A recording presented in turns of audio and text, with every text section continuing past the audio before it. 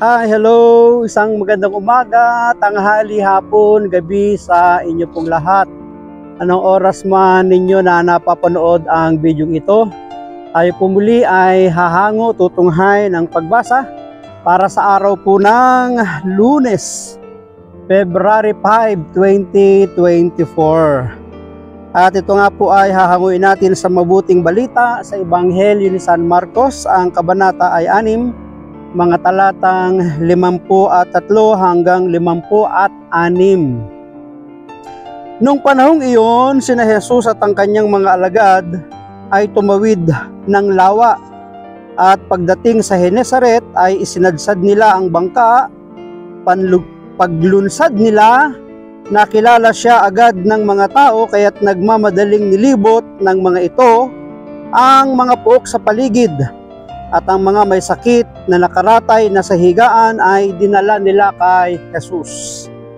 Saan man nila mabalita ang naroon siya, at saan man siya dumating, maging sa nayon, lunsod o kabukiran, ay dinadala sa liwasan ang mga may sakit at isinasamo sa kanya na pahipuin sila kahit man lang sa palawit ng kanyang kasuotan, at lahat ng makahipo nito ay gumagaling. Pagpalain po ng Diyos ang pagkabasa ng kanya pong mabuting balita. Ang atin pong refleksyon or pagsasadiwa ay hahanguin po natin sa Aklat ng Simbahay 2024. At lahat ng makahipo nito ay gumaling. Sabi sa ating pagbasa, kahit saan magpunta ang Panginoon, sa mga baryo, sa mga lungsod, sa mga sulok-sulok ng bayan, ang lahat ay dinadala sa kanya sa mga liwasan saan man siya naroroon, at siya'y hinihipo. At sabi ng ating binasa, ang lahat ng makahipo nito ay gumagaling. Mayroon pong healing touch pag sila ay humawak sa ating Panginoon. Kahit nga yung babaeng dinurugo, sa laylayan lang nang siya'y makahawak, sa kanyang mitiin at pananampalataya, sa kanyang isipan na siya'y gagaling, ay gumaling nga. Kaya nga, may kapangyarihan talaga ang bawat bahagi ng katawan ng ating Panginoon. Ang kanyang kasuotan, pati ang kanyang mga pananalita ay mapanghahawakan. Hindi lamang dumadaloy, kundi nag-uumapaw ang kapangyarihan ni Jesus sa buo niyang pagkatao. Totoo yun, mga kapatid.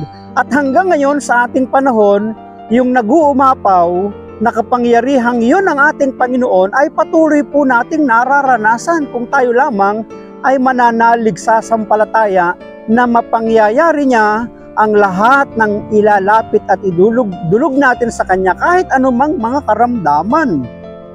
Kagalingan ang dulot ng kanyang presensya at pinapawi niya ang paghihirap ng lahat ng uhaw sa pag-ibig sa Diyos.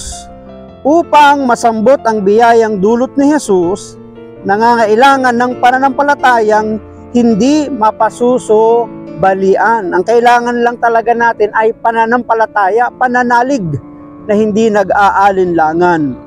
Huwag tayong magatubiling lumapit sa mapagpagaling na presensya ni Jesus. Siya ay nakikinig sa ating mga panalangin at tumutugon sa paraang makabubuti sa atin. Kinakailangan lamang na magtiwala tayo sa kanyang kagandahang loob at awa, sapagkat ang pananalig na iyon ang hihipo sa puso ng Panginoon at magdudulot ng pagbuhos ng naaayong biyaya. Tatandaan po natin, dumadaloy, bumubuhos, umaagos, nag-uumapaw ang kapangyarihan ng ating Panginoong Hesus nung panahong iyon sa kanyang pagkatao.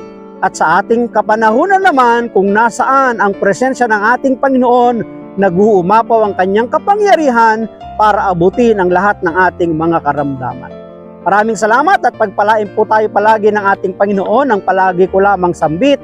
I love you with the love of the Lord. Bye-bye and bye-bye.